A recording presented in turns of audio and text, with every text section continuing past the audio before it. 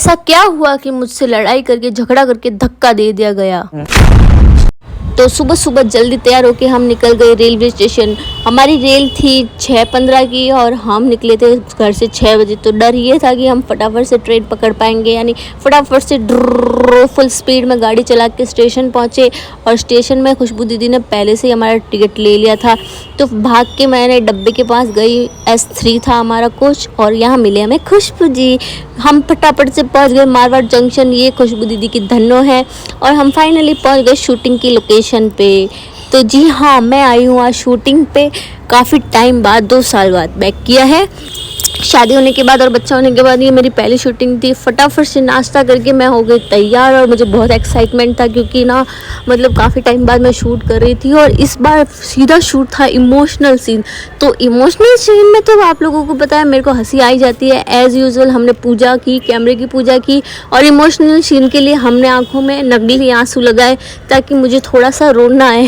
पर मुझे आंसू के साथ साथ मेरे दांत भी बाहर आ रहे थे गाइस। सॉरी गाइस, बुरा मत मानना।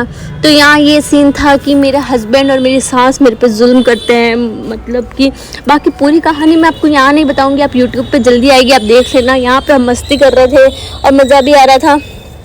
हाँ, इमोशनल सीन शुरू होने के बाद तो मैं कर ही लेती हूँ, वैसे मैं बहुत टैलेंटेड हूँ। तो यहाँ पे मैं खुशबू दीदी के आगे हाथ जोड़ रही थी, प्लीज़ प्लीज़ मुझे जाने दो मुझे जाने दो।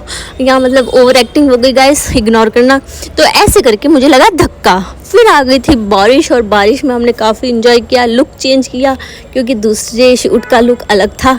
तो फटाफट से अच्छे से तैयार होकर खुशबू दीदी के साथ बनाए रील्स, फोटोज़ क्लिक की और मज़ा किया। तो एज़ यूजुअल यहाँ पुलिस वाला सीन था। तो पुलिस वाले तो मतलब SP जो था तो वो बहुत ढीला सा था, वो डायलॉग बोलने में थोड़ा टाइम लगा रहा था, तो हमें थोड़ा टाइम लग गया इस सीन में।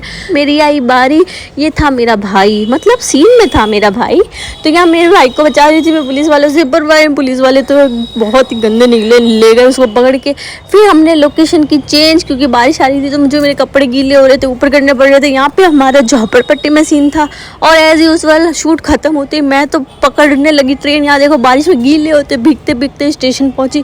फिर मुझे वही डर था कि यार ट्रेन ना छूट जाए, पर छूटी नहीं, ये पकड़ ली ट्रेन। यहाँ मेरे पति देव मुझे लेना है और मैं घर पे जाके एक्साइट ये थी कि चीनू का रिएक्शन क्या होगा। वैसे चीनू के पैदा होने के बाद तो मैं चीनू से पहली बार ही पूरे दिन के लिए दूर गई थी। मुझे बहुत बुरा भी लग रहा था और मैं एक्साइटमेंट में भी थी कि इससे मिलके उसको, मतलब वो मुझे जब देखेगा वो कितना खुश होगा।